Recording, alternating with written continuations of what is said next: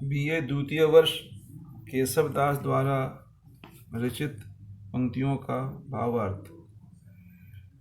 धरे धरे एक बेनी मिली मैल सारी, मृणाली मनो पंक सौ काढ़ डारी। सदा राम नाम रटै दीन वानी, चहु ओर है राक्षसी दुख दानी। ग्रसी बुद्ध सी चित्त चितानी मानो, किन्हो जीव दंतावली में बखानो। किन्हो घेर के राहु नारीन लीनी, कला चंद्र की चारु पीयूष भीनी।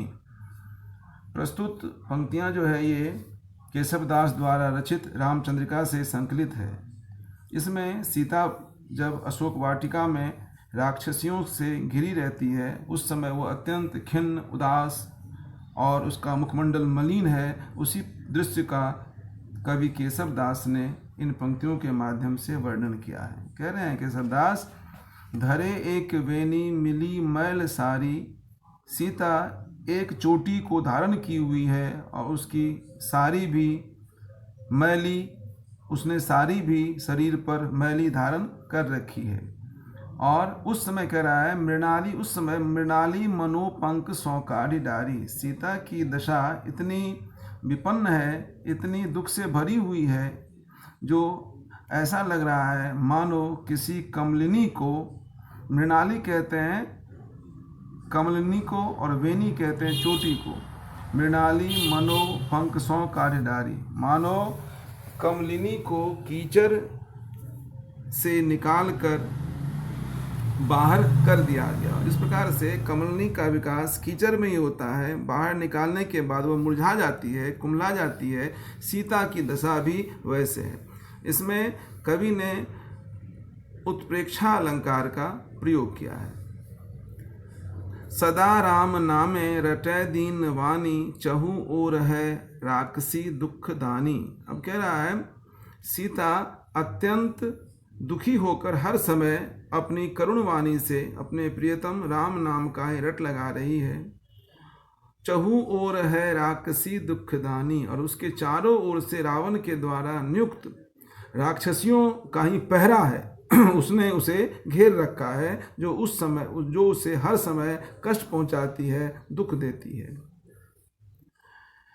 किन्हों जीव दंतावली में बखाने, किन्हों घेर ग्रसी बुद्ध सी चित्त चित्तानी मानो। हमेशा उसका चित्त, उसका मन दुख से ग्रसित रहता है। इसका अभिप्राय यही है। अशोक वाटिका में सीता अत्यंत दुखी, खिन्न और उदास है।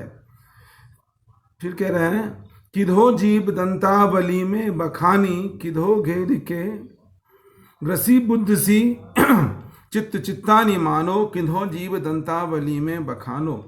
सीता की बुद्धि एकदम निष्क्रिय हो गई है, उसकी मन चिंताओं से आबद्ध है, और इस कारण से उसकी बुद्धि उसी तरह काम नहीं करती है जैसे 32 दांतों के बीच में जिह्वा की दशा होती है।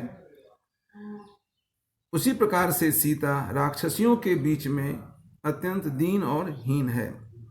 किन्हों घेर के राहु नारीन लीनी, कला चंद्र की चारु पीयूष भीनी। अब कह रहे हैं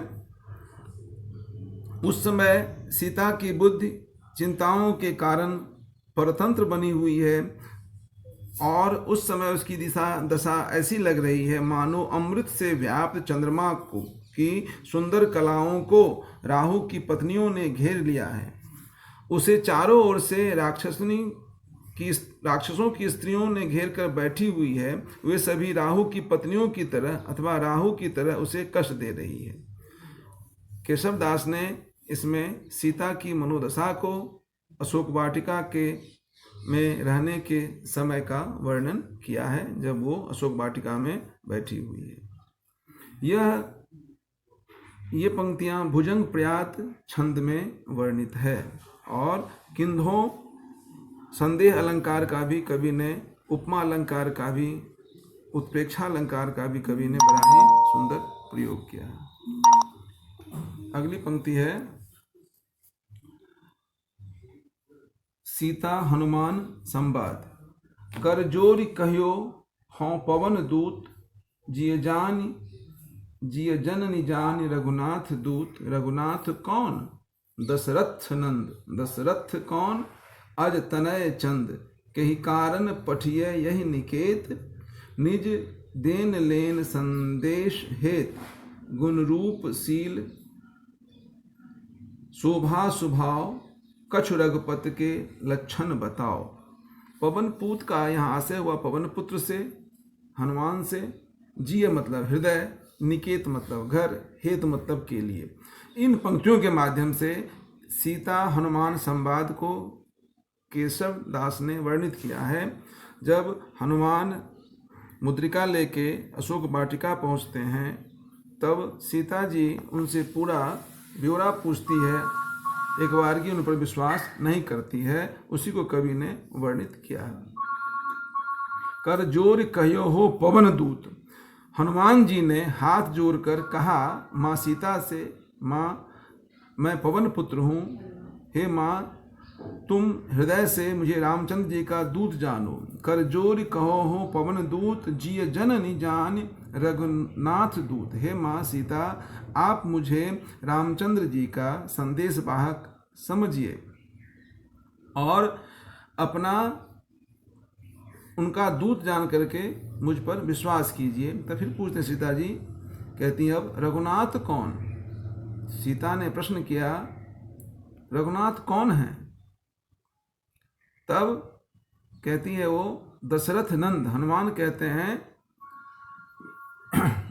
दशरथ के बेटे हैं। फिर कह रहे हैं दशरथ कौन, ये दशरथ जी कौन है। सीता ने पूछा ये दशरथ कौन है।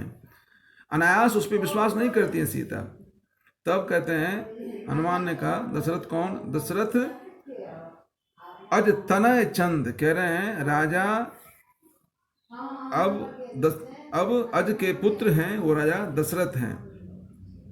फिर कह रहे हैं कहीं कारण पठिए यह निकेत। किस कारण से, सीता ने फिर प्रश्न पूछा, उन्होंने किस कारण से, किस लिए तुम्हें यहाँ भेजा है।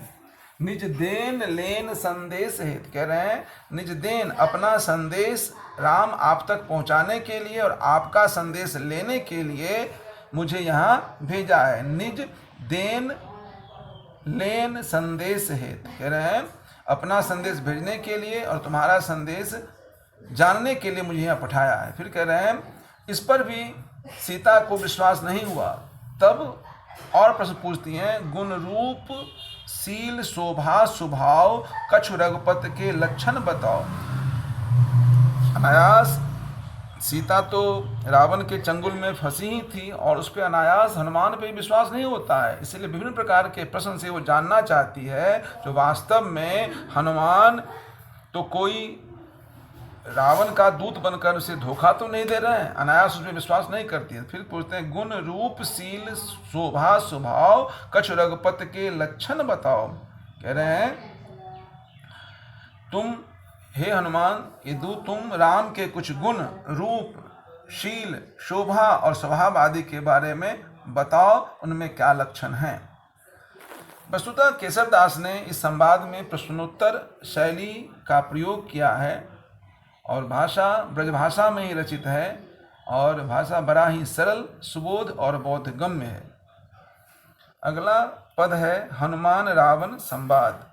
अब लंका में प्रविष्ट होने के बाद हनुमान रावण के बीच जो संवाद होता है वो इन पंक्तियों के माध्यम से देखने योग्य है।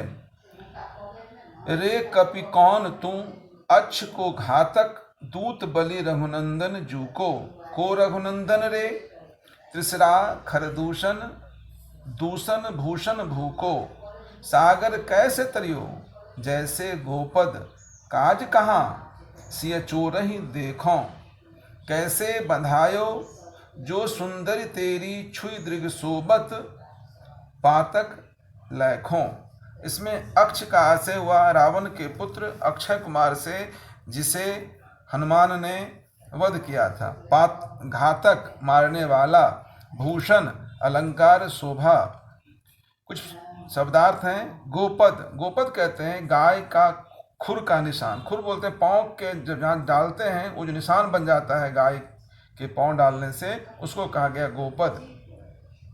पातक पाप। फिर कह रहे हैं सोबत सोती हुई, तेरी छुई दृग, दृग बोलते हैं आंख को। इसमें कवि केशव दास ने हनुमान रावण संवाद को वर्णित किया। कह रहे हैं रे कपि कौन तू, इसमें पूछ रहा है जब मेघनाद हनुमान को, प्रसंग ये है जब मेघनाद हनुमान को ब्रह्मपाश में बांधकर रावण के सम्मुख लाता है, तब हनुमान और रावण के मध्य संवाद होता है, वार्तालाप होता है। उसी को कवि केशव ने वर्णन किया है। कह रहे हैं रे कपि कौन तू, रावण ने हनुमान से पूछा कि हे कपि, हे बंदर सदृश, तुम कौन हो? तो हनुमान ने उत्तर दिया, अक्षय अक्ष को घातक, मैं तुम्हारे पुत्र अक्षय कुमार को मारने वाला और दूत बलि रघुनंदन जी को, इतना ही नहीं, मारने वाला और परम वीर श्री राम का मैं दूत हूं। फिर कह रहे हैं को रघुनंदन, रावण ने फिर पुनः प्रश्न पूछा ये रघुनंदन कौन है? तो हनुमान उत्तर दिया, त्रिशिरा खरदूषण, दूषण भूषण भूको। कह रहे हैं उत्तर दिया कि श्री राम वही हैं जिन्होंने पहले तुम्हारे प्रसिद्ध वीर त्रिशिरा, खर और दूषण नाम के योद्धाओं को मारा, जो इस समय संसार के आभूषण हैं। त्रिशिरा खर दूषण, दूषण भूषण भूको। फिर कह रहे हैं इसमें सागर कैसे तरियो, रावण ने उनसे पुनः प्रश्न पूछा जो तुमने समुद्र को कैसे पार किया? तो हनुमान ने बड़ा ही सरलता से उत्तर दिया, सागर कैसे तरियो जैसे गोपद। कह रहे हैं मैंने समुद्र को गाय के खुर के बराबर गड्ढे की तरह सहजता से पार कर लिया। फिर कह रहे हैं काज कहाँ? कह रहे हैं तुम्हारा यहाँ क्या काम है, किस उद्देश्य से आए हो?